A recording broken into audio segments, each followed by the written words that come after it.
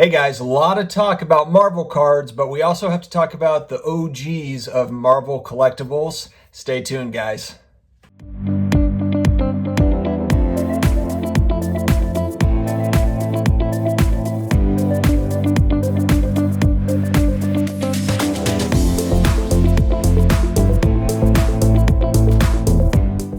Hey, sports card collectors, non-sports card collectors, collectibles friends of all types, investors. Thank you very much for joining. We are here again. I'm actually filming this right before the Super Bowl starts.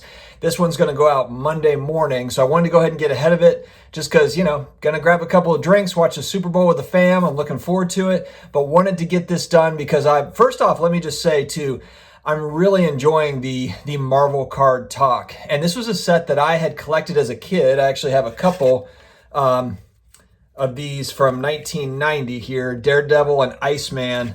And then from 91, I've got the Wolverine here.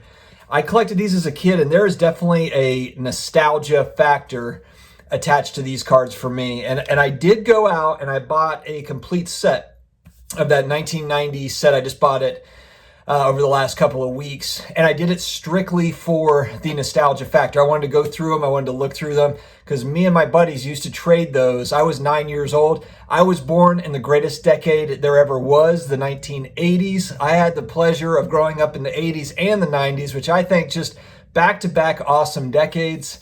But those cards were really, really collectible when I was a kid. We used to trade them all the time, along with Image Comics, so Spawn Comics, Youngblood, and then obviously like the X-Men and some of the Marvel stuff as well. So just a really great time. It was also junk wax comic book era as well. They printed a zillion comic books.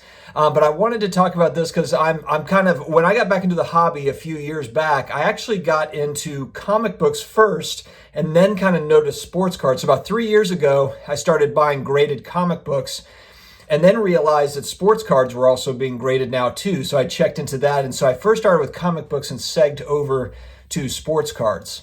The one issue that I have with Marvel cards right now is I know there's going to be a big push. Well, actually, I'm really interested to watch this really because those cards were printed like crazy back in the day. But it's kind of like with a lot of these junk wax era cards. You might have, look at 89 Upper Deck Ken Griffey Juniors. They printed those until the printer broke. But the PSA 10s are still valuable. And so the same could hold true with these Marvel cards. It could be that most of them are worthless, but if you've got PSA 9s or 10s, then you've got something there. And so I'm curious to see kind of how collectors, investors go about this. Are they going to pay extra to get these back from PSA, these Marvel cards? Because right now, pop reports are really low, which means prices are going to be high because there's scarcity. But the cards themselves are not scarce. It's just we don't know how many are going to be in that higher echelon of good graded copies. How many 9s, how many 10s are there going to be? We just don't know that. So for me, I wouldn't mind having some graded copies of these just for fun, for collectability, not to flip or to make money off of. Maybe as a long-term hold, but that wouldn't really be the purpose of it. It would be more just as, a collector. I just think it'd be cool to have like a really nice copy encased. So I can see that. I can understand the draw to it. For me, though, because I'm not looking to flip or any of that, I'll wait a year. I'll wait a couple years and see how many are graded then, and then get into Marvel cards. So I think it's one of those things. If you're a collector, then you probably, instead of spending $1,500 on a PSA 10 Venom or a PSA 10 Iceman or something like that, as that pop report goes up, we don't know how many 10s there are going to be, but there's going to be more 10s in a year, in my opinion, than there are today. That's just my opinion. Now, look, maybe no one sends those in for grading. The reason why pop reports are low in part is because people weren't sending them into grading because they didn't think they were worthwhile to grade. Now that's changed. So how many are there now? And how many are going to go there? That is the big variable, that moving part that we just don't know. But I think it's cool. I'm glad that people are talking about it. I'm glad that people are getting into it. But the other part of this video that I want to talk about is if you're going to spend big money on Marvel, why not take another look or just take your first look at the first appearance, the rookie cards of a lot of these characters? Why not go back to the source? I pulled out a couple of my graded comic books. I don't have loads. I've probably got about 40 graded comic books. But they're ones that I picked out a lot of like Spawn stuff that I used to collect. There's a lot of collector type stuff that I picked up. But then I also did pick up some strategic books This is one of them. This is Fantastic Four number 52, and this was 1966, July of 66 this came out. So it's a vintage book. This is a Silver Age book is what they call it, but this book in a 6.0, so the way that CGC does comic book grading, it's a little bit different than the way that sports cards are graded. They actually go up to 10, but it's 9.0, 9.2, 9.4, 9.6, 9.8, and then it's 0.5s in between. So it'll be 1, 1.52, 2.5 and up. So there's 6, 6.5. This is a middle tier grade, 6.0. It's similar to, I guess, a PSA 6, kind of a similar type of idea on how they grade it. Now it's bigger and it's bulkier than, a card, but to me, again, you're holding a piece of history here, especially with the great Stan Lee that just passed away. For me, Marvel is just one of those brands that will never go away. I mean, you think about it, Disney bought Marvel a few years back, and they're going to continue to make the movies. I'm pretty sure the Marvel movie franchise has been the most profitable of any movie franchise ever, if you add them all up. So is it, do we think that in 20 years they're going to be done making Marvel movies? I don't think so. I mean, maybe people will get tired of them by then, but they're doing a pretty good job of spacing it all out. So I understand why people are big on Marvel as a brand. Now it just comes down to which collectibles do you think are going to carry value over time?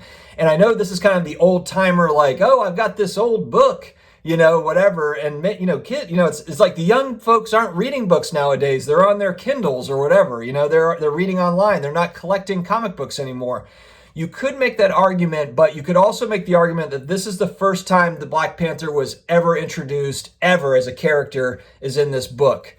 So for me, and this book in a 6.0 is worth about, just to give you an idea on price, it's worth about $800, maybe $900.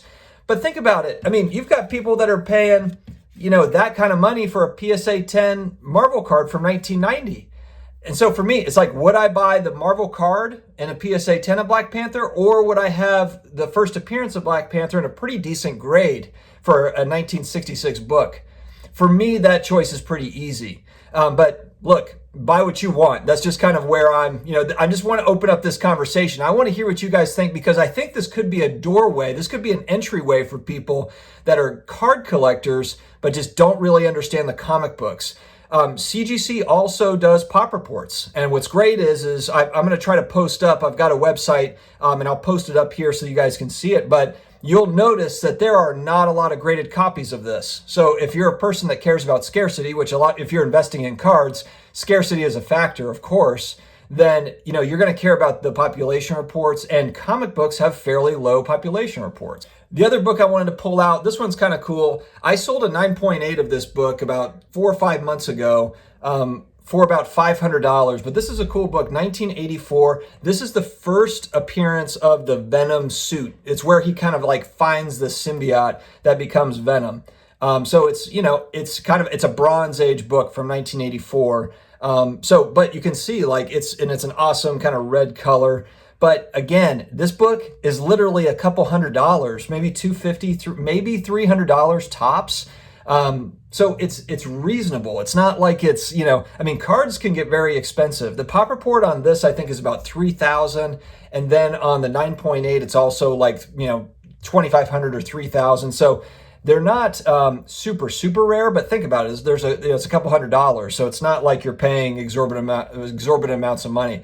The Fantastic Four 52 first appearance of Black Panther, those are very low pop reports. You'll have to check that out. But I wanted to pull these out as a couple of examples for those that maybe are interested in kind of, looking into comic books as an option, or maybe never really thought of graded comic books as an option. Well, if you're big into Marvel cards, take a look on eBay at graded comic books and see what you think. I want to hear your thoughts on it. Have you already been in this space? Have you already been buying and selling in it?